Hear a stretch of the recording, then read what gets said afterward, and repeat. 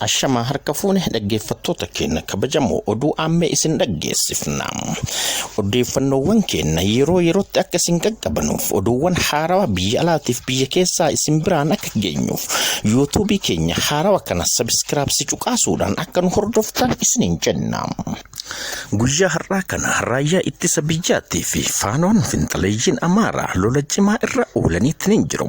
Lolichi kun kan itti adeemsifamaatiin oole guyyaa har'aa kana maajatee mahal meedaa fi iddoowwan garagaraa naannoo Gondar keessattis adeemsifamaa ooleetiin jira. Lola kana irratti karaa raayyaa Itiyoophiyaatiin kumaandoon hedduu waan rukuttaa cimaadhaan faanoowwan irratti fudhatanii jiraniif miidhaa hedduu qaqqabsiifneetiin jira jechuudhaan beeksisaniitiin jiru. Raayyaan ittisa biyyaa mootummaa biyyiin hoogganamu yeroo ammaan kana tarkaanfiiwwan gurguddaa naannoo Gondar, naannoo Maajatee fi Mahal Meedaa irratti fudhataatiin jiraachuu beeksiseetiin jira. Faanoowwan naannoo Maajatee fi Mahal Meedaa jiran hedduun isaanii yeroo miidhamaatiin jiran hedduun isaanii ammoo barahaa keessa faffaca'aniitiin badaniitiin jiru. Raayyaan ittisa biyyaa meeshaawwan hedduu barahaa fi magaalota isaanii keessa sakatta'insa adeemsiseen meeshaalee hedduu booji'uu fi irraa fudhachuu beeksiseetiin jira. Yeroo amman kana faanoowwan finxaleeyyiin kunneen dhaadannoo sabaa fi sablammoota hundeedhaan buqqisnaa kan jedhu itti fufaniitiin barahaa adda addaa keessatti faffaca'aniitiin kan argaman yeroo ta'u, gama mootummaatiin ammoo tarkaanfiiwwan madaalawaa hedduu irratti fudhataa akka jiru raayyaan ittisa biyyaa beeksiseetiin jira. Mootummaan Itoophiyaa ibsa baaseen warroota gaazexeessitoota fi aktiivistoota finxaleeyyii warroota biyya alaatii fi biyya keessa taa'eetiin uummata walitti buusaatiin jiru kan ammootu gama maallaqaatii fi gama inkonomiitiin gargaaraatiin jiru gargaarsa guddaa warra godhaatiin jiru warra as jiran keessaa hedduu isaa to'annaa jala yeroo oolchu warra biyya alaa ta'aniitiin uummata kakaasaniitiin jedhan ammoo himannoo irratti dhiyeesseetiin jira jedhe. Humna tika biyyattii Itoophiyaatii fi raayyaan ittisa biyyaa waa'ee nageenya kana naannoo Gondar, naannoo Maajatee fi Mahal Meedaa, naannoo Amaaraa hunda isaa irratti tarkaanfii jajjaba fudhataatiin jiraachuu ibseetiin jira.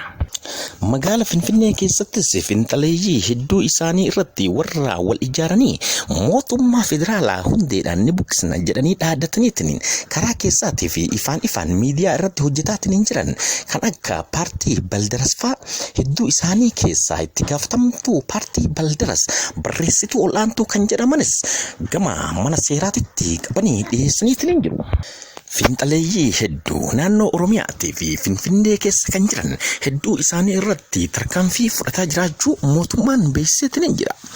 Naannoo Oromiyaatii fi Finfinnee fi naannawa isii keessatti tarkaanfiiwwan hedduu kan naannoon finxaleeyyiin uummata irratti fudhachuudhaaf aggammii yeroo ammaa kana godhaatiin jiran namoonni argitan yoo jiraatan akka eeruu nuuf kennitan jechuudhaan raayyaan ittisa biyyaatii fi humni tika Itoophiyaa beeksiseetiin jira. Yeroo amman kana dhaadannoowwan finxaleeyyii Maajatee hanga 4 kiilootti, Mahal Meedaa hanga 4 kiilootti, Gondarii hanga 4 kiilootti, Gojjamii hanga 4 kiilootti jechuudhaan wal ijaaraniitiin faanoon hedduun isaa meeshaawwan gurguddaa fi meeshaawwan xixiqqaa kan ta'an kan lafa jala awwaalachuudhaan kaawwan ammoo barahaawwan iddoowwan hedduu keessa awwaalachuudhaan yeroo amman kana mootummaa irratti humna qaban hunda isaa dhiyeessuudhaan mootummaa irratti lola bananiitiin jiru. Lola kana mootummaan ofirraa qulataatiin jiraachuu beeksiseetiin jira. Ijaarsi kun osoo irratti hin beekamin biyya alaatii fi biyya keessa yeroo dheeraa kan wal ijaaran ta'uu isaanii hubatameetiin jira. Yeroo ammaan kana miidiyaawwan hedduu banataniitiin uummata sabaaf sablammii uummata Oromoo dabalatee doorsisaatiin jiru. Fakkeenyaaf miidiyoonni isaan banataniitiin yeroo ammaa uummatatti odeessaatiin jiran akka Itiyoo 360 isaan jedhanii fi miidiyaawwan akka isaati kan biyya keessa jirus informeeshina gama keessaatii fi kan ifa ta'eenis kennaatiin kan jiru. Miidiyaawwan zahabashaa fi odeeffannoo kan biyya alaatii fi kan biyya keessaa kennu miidiyaawwan isaanii gurguddaa miidiyaawwan akka Marrajaa TV faa kan jedhamuun odeeffannoo sobaa biyya alaatii fi biyya keessaadhaan holola uummata irratti oofuudhaan hokkoraa fonqolcha kan jedhamu yeroo ammaa kana mootummaa irratti kaasuu isaanii beekameetiin jira.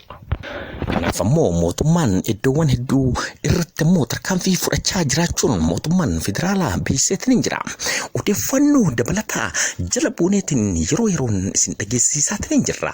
Dhaggeeffattoota keenya kabajamoo yeroo amman kana gaheen keessan yuutuubii keenya isa haarawaa kana sabskiraayibsii gootanii odeeffannoowwan keenya amma isin dhaqqabsiifnu akka nu hordoftan isiniin jenna.